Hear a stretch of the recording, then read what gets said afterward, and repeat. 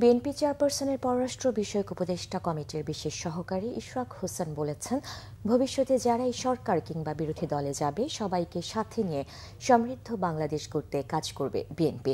শনিবার ঢাকা মহানগর দক্ষিণ ওয়ারী থানার ৩৪ নম্বর ওয়ার্ড আয়োজিত প্রয়াত বীর মুক্তিযোদ্ধা সাদেক হোসেন খোকার ষষ্ঠ মৃত্যুবার্ষিকী উপলক্ষে স্মরণ সভা ও দোয়া মাহফিলে এসব কথা বলেন তিনি। বলেন, গণতন্ত্রকামী দল একসাথে থাকলে বহিঃশত্রু হামলা করতে পারবে না। আওয়ামী লীগের মতো ফ্যাসিস্ট দল বাংলাদেশে গণতন্ত্র বিকশিত হতে দেয়নি। উল্লেখ করে বিএনপির এই নেতা বলেন, আওয়ামী লীগ ঘরে ঘরে চাকরি দেওয়ার কথা বলে ঘরে ঘরে লাশ উপহার দিয়েছে।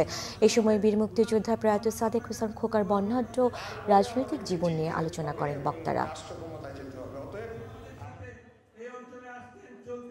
অন্য কোনো দেশেরও দাস না, কোনো দলেরও দাস না, কোনো ব্যক্তিরও দাস না। এই দেশের প্রত্যেকটি নাগরিক তারা সমান অধিকার নিয়ে বসবাস করবে, সমান মর্যাদা নিয়ে বসবাস করবে, এবং এটাই হচ্ছে এই কারণেই বাংলাদেশটা প্রতিষ্ঠা হয়েছিল। যারাই নির্বাচিত হবে তারা সরকার পরিচালনা করবে, যারা বিরোধী দলে থাকবে তারা বিরোধী দলে থাকবে, কিন্তু আমরা পাশাপাশি সহ অবস্থান করে আমরা একসাথে বসবাস করতে চাই। আমরা বাংলাদেশকে একটা শক্তিশালী সমৃদ্ধ রাষ্ট্র হিসেবে গড়ে তুলতে চাই, যাতে কোনো বহিঃশত্রু বাইরের দেশের কোনো দেশ এসে আমাদের উপরে ছড়ি কুড়াতে না পারে, সেই বাংলাদেশ আমরা গড়ে দিতে চাই।